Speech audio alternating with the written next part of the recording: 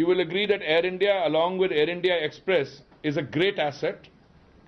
It has 146 aircraft in its fleet. 82 of these are owned by these entities.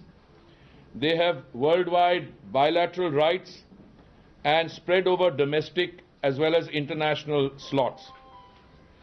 During the year 2018 to 2019, both Air India and Air India Express carried roughly in the excess of 26 million passengers.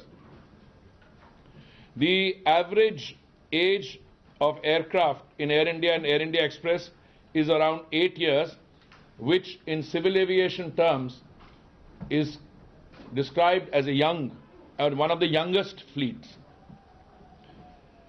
27 Boeing 787s with Air India are as young as 5 years, and 27 Airbus 320neo CFM engines are as young as 2 years. Air India and Air India Express have almost 51% share of the international traffic to and from India among Indian carriers, and 18% share if you include global carriers.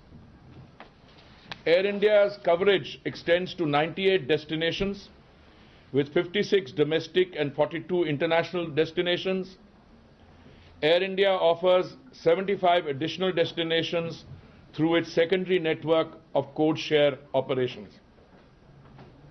Air India and Air India Express have a combined revenue of rupees 30,632 crores in 2018-19, which is highest amongst our domestic carriers.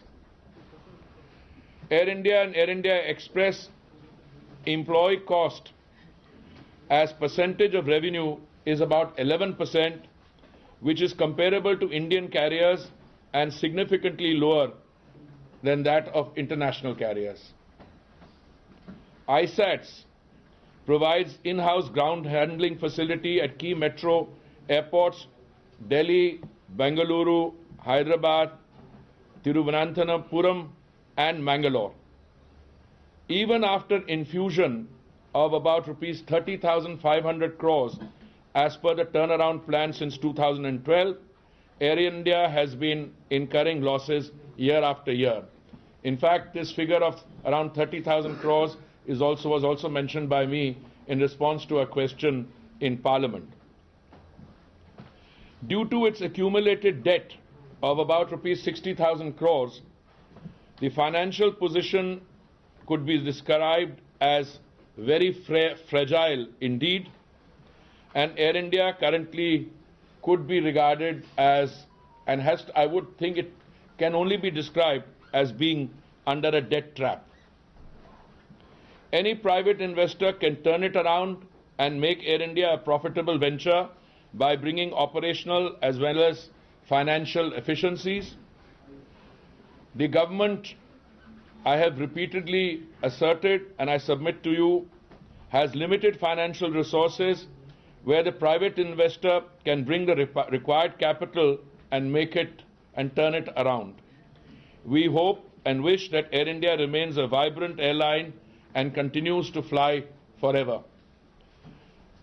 After no bid for India was received in the first attempt made in 2018, we learned valuable lessons.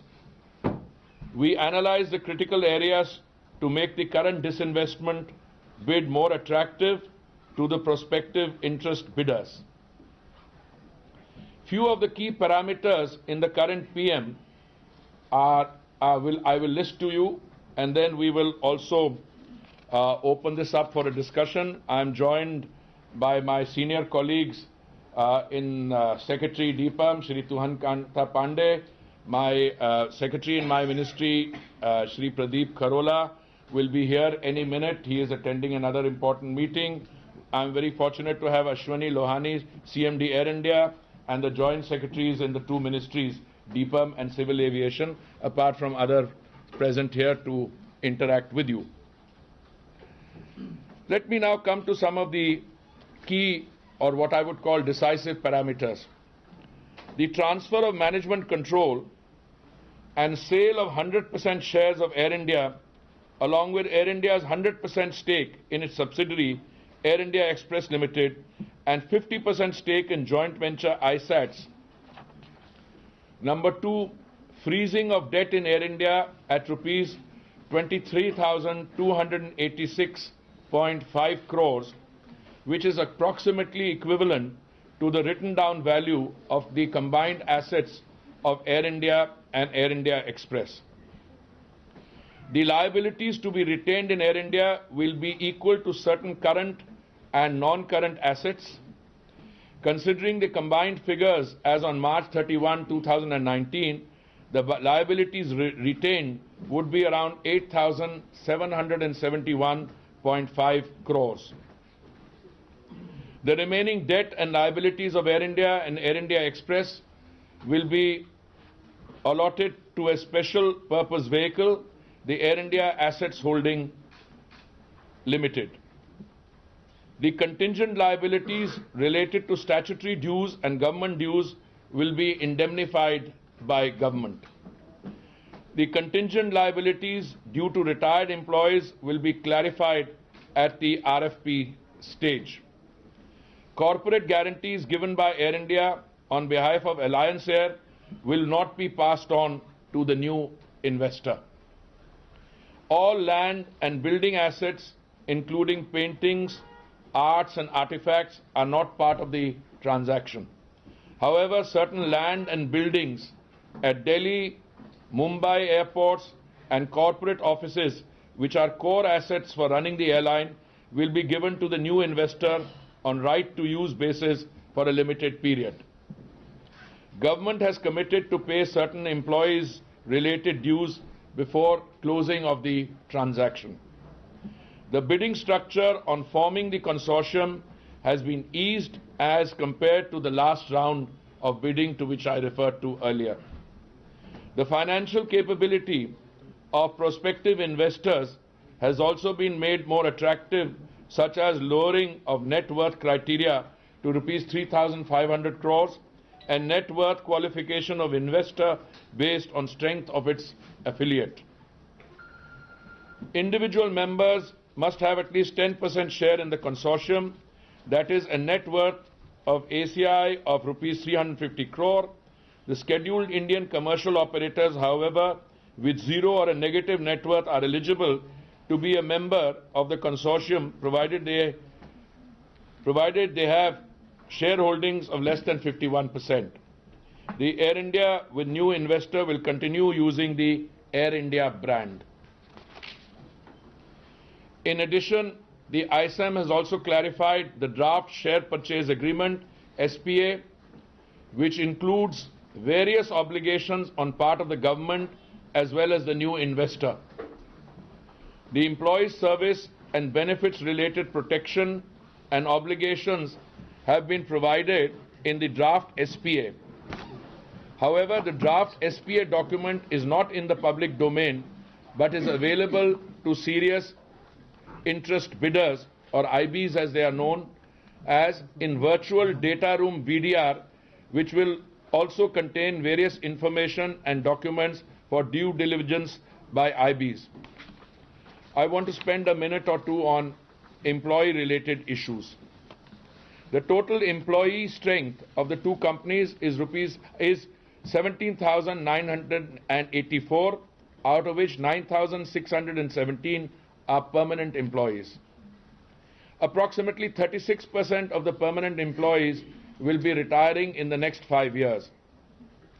ISATS has 11,958 contractual employees and 399 employees are deployed with Air India and other subsidiaries. Employees' dues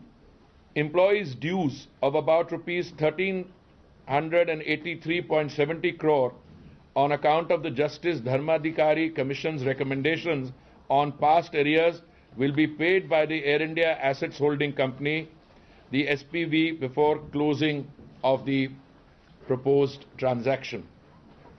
A provision for rupees 207.63 crores towards wage arrears accruable to employees working on narrow-body fleet has been made in the books of account of Air India.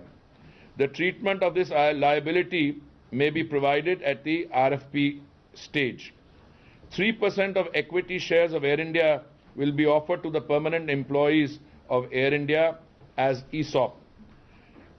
I want to thank all of you, friends from the media, for your presence here in large numbers, for showing keen interest in the release of the PIM, PIM and Expression of Interest document of Air India. As I said, I am very fortunate to have my senior colleagues with me this afternoon. Secretary Deepam and now Secretary Civil Aviation has also joined us. As I mentioned, CMD Air India is already here. We would be very happy to take questions. In the interest of efficient usage of time, I am going to ask my colleague Rajiv Jain to identify people one by one. I suggest and request that we have enough time, so please state your question. I will take them down. Maybe we will answer them individually or take together all the questions, and then I will have the benefit of my two senior colleagues, the secretaries and the two ministries involved, to help me to respond to your interest and queries.